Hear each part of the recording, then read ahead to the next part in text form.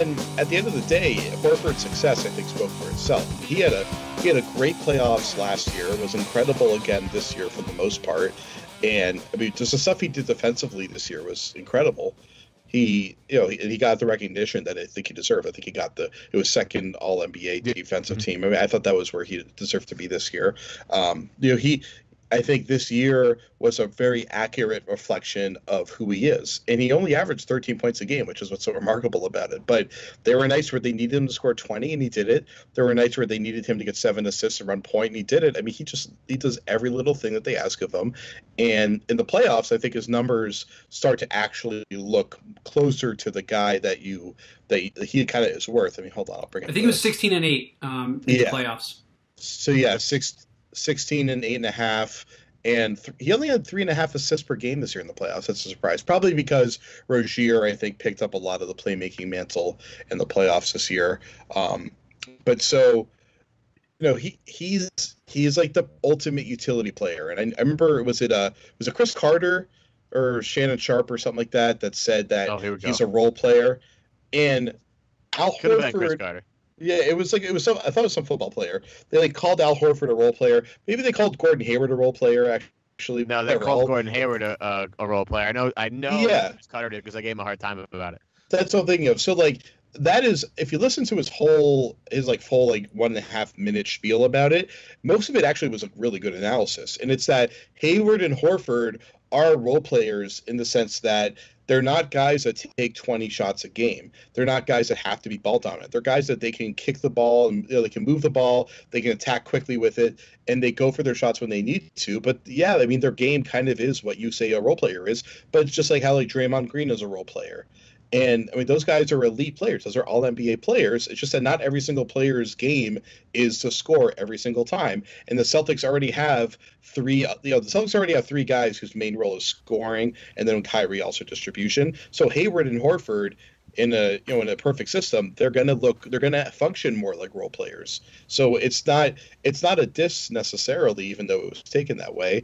And I think people that you can call Al Horford a role player, but you can also contextualize it to basically paint the picture that just like Draymond Green, he is the ultimate role player, and he actually performs at an elite level. Yeah. I think you did a good job mentioning his defense. That he was essentially the defensive anchor and the most important defensive player on the number one defensive team and second team All NBA. I think that's a good placement for him. In addition, his 3-point shooting jumped from 36% to all the way up to 43%. I thought that this past year was the better of his 2 years in Boston, and you can make the case that it was the best year of his career. And then again, we saw in the playoffs that he was able to rise to the occasion if need be. Jared, what do you think is the next step for Horford, or is it more just kind of more of the same? I think what the Celtics are going to be looking from him. Where do you think his game goes next? I think a big thing will be trying to run more pick and roll. They just want to mix it up more and more. He's a center, which is kind of crazy to say, but they want him to be like, he can run it a little bit, but he's not great with it.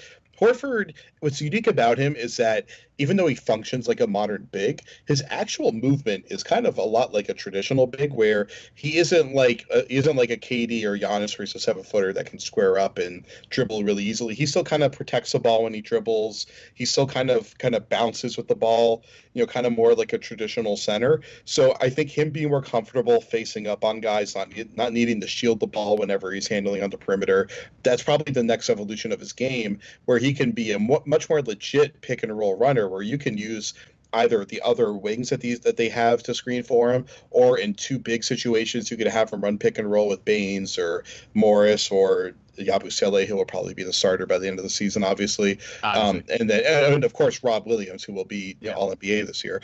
And then the other thing is post game. His post game is a little bit limited to where he wants it to be. He's got basically 2 or 3 moves. They're from the right block. I guess if you're facing the baseline, the left block, his main move is either a KG Dirk fadeaway, over his shoulder going baseline, or to back a guy in and throw up a jump hook going down the middle of the lane. And then he has a little bit more creativity on the right block, but he's still like a little bit limited. He's a pretty good. He's like, I would say he's a good post scorer. I think his points per possession has him ranked actually higher than that. But if you just watch him out there, I'd say he's a pretty good post scorer. One of the best distributors out of the post of his generation, obviously. One of the best distributors from the elbow of his generation as well. But they want to use him in the post more this year. A lot of these 5-out teams are gravitating again towards going out of the post. The Warriors and the Celtics worked a ton out of the post this year, and you're going to see it more and more, especially with the wings that they have out there. They want to be able to work out of the post where they can get guys screening for each other and find wide open shooters on the other side as an alternative to Kyrie running high pick and roll or them running all their motion sets.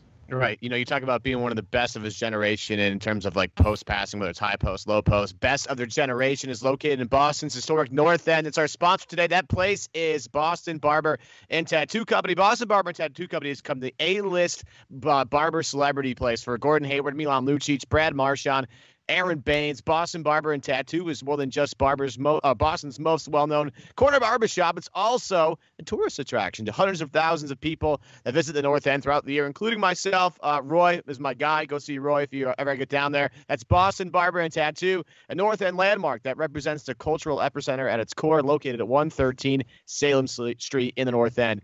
Jared, when do we get to see Point Horford again? Because we got a little bit of that, and I think December, January, somewhere in there. Then it left for a while, and I kind of want to bring that back with everybody healthy again. I want to see what Horford, Tatum, Brown, Kyrie, and Hayward looks like with Horford at the top of the key, plugging away. I think that'd be kind of neat again. I just missed that. I want it back. Well, when it happened earlier this year, didn't they have 7 guys on the active roster or something like that? Yeah, it was a rough time. Ridiculous. Yeah, and I think they'll experiment. Really. Yeah, they'll experiment it more. Today or whenever we're releasing this, the preceding day, Tuesday, August 1st, 2018, my boy Michael Pina came out with a piece at Vice Sports that the headline was, "Should Gordon Hayward come off the bench?" And of course, everybody crushed him, and he got ratioed. And I even left him a little bit of snarkiness in the comments just to show him some love. But he raised a really interesting issue, which is mostly just how much are they going to screw around with the paradigm that they had in place at the beginning of last season. Now, they should come out with the same starting lineup. I don't think there's any question about that. Starting lineups don't really matter. It's all about, unless you're Marcus Morris, it's all about who finishes the game. And there are different ways that they can choose their starting lineup to achieve getting that small ball lineup out there at the end of the game.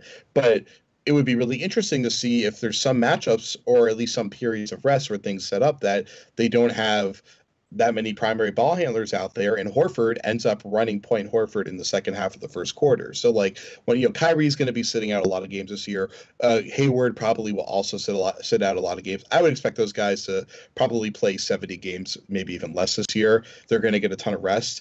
And then if Rozier ever gets hurt or Smart ever gets hurt, so when Smart eventually breaks his hand at some point this season, they're going to need Point Horford.